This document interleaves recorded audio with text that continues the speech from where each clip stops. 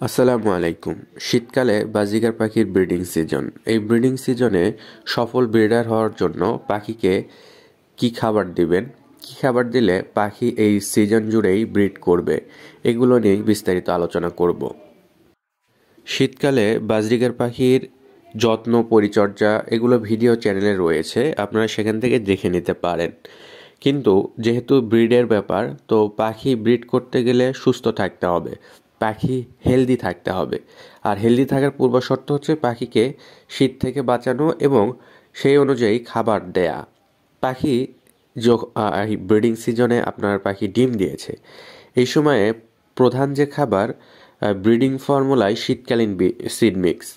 এই ব্রিডিং ফর্মুলায় শীতকালীন seed mix কীভাবে বানাবেন আমি সেই ভিডিও অলরেডি দিয়েছি, সেটা দেখে দেখে যারা সিড মিক্স করেছে তারা খুব ভালো ফলাফল পেয়েছে। এই সিড মিক্স আমি অনেক আগে করে দেখাইছিলাম, কিন্তু এখন যেহেতু প্রত্যেকটা সিডের দাম বেশি, তো এখানে আমি কিছু রেশিও এদিক ওদিক করে দিতে চাচ্ছি। সেটা হচ্ছে খেরাচির পরিমাণটা কমে দিয়ে মিলেটের পরিমাণটা বেড়ে দেয়া। বর্তমানে এই সময় খেরাচির দাম প্রতি কেজি 140 টাকা বা 150 টাকা, আবার মিলেট মিক্সের দাম 180 টাকা। সুতরাং মাত্র 40 টাকা বেশি হলেই কিন্তু খুব ভালো মানের খাবার আপনি পাখিকে দিতে পারছেন।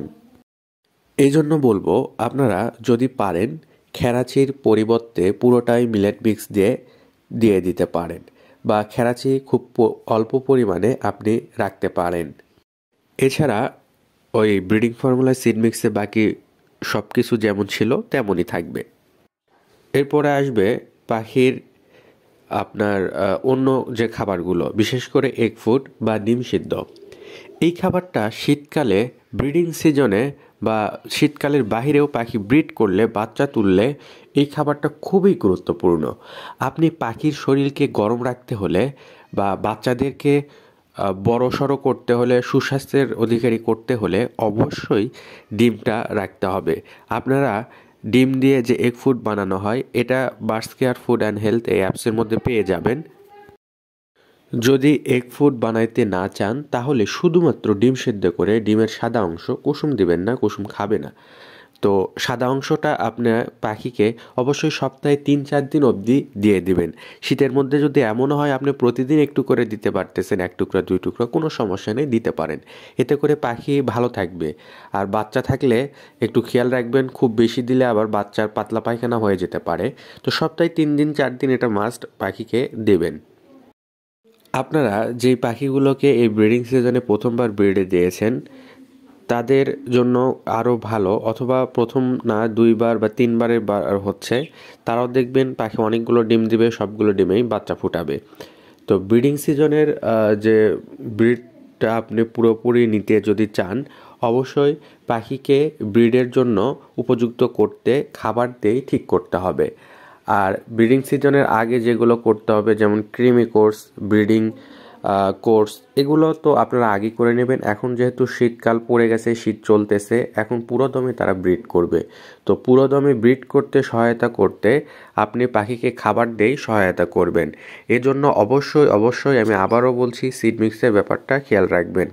পাখির প্রধান খাবার যেহেতু এটা, সেটা তো অবশ্যই রাখবেন, একটু ভালো মানের করে রাখবেন। বিশেষ করে তেল বীজ যেগুলো আছে সেগুলো সিড মিক্সে অবশ্যই রাখবেন। এরপরে ডিমের ব্যাপারটা বললাম, সেটাও রাখবেন। এরপরে রয়েছে শীতকালে সকল ধরনের শাক পাওয়া যায়, তো পাখিকে বিশেষ করে পালং শাক পাখি খুব খায়, কলমি শাক খায়, এই শাকগুলো পাখিকে অবশ্যই খাওয়াবেন। তুলসী পাতা তো অবশ্যই খাওয়াবেন। শীতকালে তুলসী পাতা খাওয়ানোর অনেক উপকারিতা। দেখবেন অনেকের পাখি একটু পরপরই নাক দিয়ে শব্দ করছে, নাক ঝাড়ছে। আপনি যদি নিয়মিত এই তুলসী পাতাটা খাওয়ায়েন তাহলে পাখির এই সমস্যাটা হবে না। তুলসী পাতা পাখির প্রাকৃতিক মহা ঔষধ সর্দি কাশির জন্য। তো অবশ্যই আপনারা তুলসী পাতাটাও সপ্তাহে 2-3 দিন অবশ্যই দিবেন। এতে করে আপনার পাখি সুস্থ থাকবে, ডিম বাচ্চা করেও তারা সেগুলোতে সম্পূর্ণ বাচ্চা বড় করতে পারবে। এখন আসুন পাখির শীতকালীন সেট আপের ব্যাপারটাও এখানে থাকে, ব্রিডিং সেট আপ। তো আপনারা শীতকালে পাখির সেট আপকে কীভাবে গরম রাখবেন, এটা সেট আপের যে ভিডিওটা রয়েছে চ্যানেলে, সেটা দেখে নেবেন। শীতকালে ব্রিডিং রিলেটেড আরও কোনো প্রশ্ন থাকলে আপনারা কমেন্টসে জানাতে পারেন, অথবা আমাদের যে অ্যাপসটা রয়েছে birds care food and health, এই অ্যাপসে গিয়েও দেখে নিতে পারেন।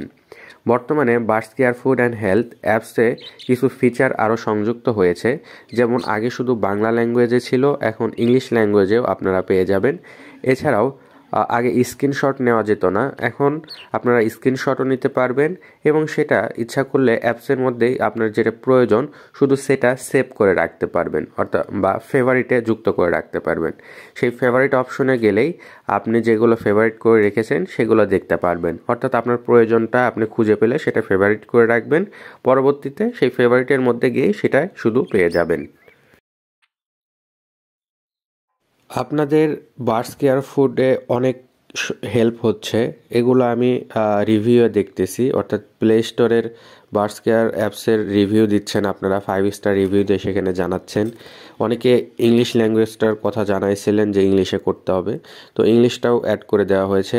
আরও কী কী ফিচার হলে আপনাদের পাখি পালনে সহায়তা হয়। আমি সত্যি বলছি, অ্যাপসটা করার সময়ও আমি জানতাম না এই অ্যাপস মানুষের এতটা উপকারে দিবে। আপনাদের এগুলো পজিটিভ রিভিউ দেখে সত্যি অনেক ভালো লাগে। যদিও আমি ছোটোখাটো একজন অ্যাপ ডেভেলপার, চেষ্টা করেছি আপনাদের জন্য, পাখি পালকদের জন্য একটা সুন্দর অ্যাপস দেওয়া, যেন সেটা দিয়েই পাখি পালনের সকল তথ্য তারা পেয়ে যায়।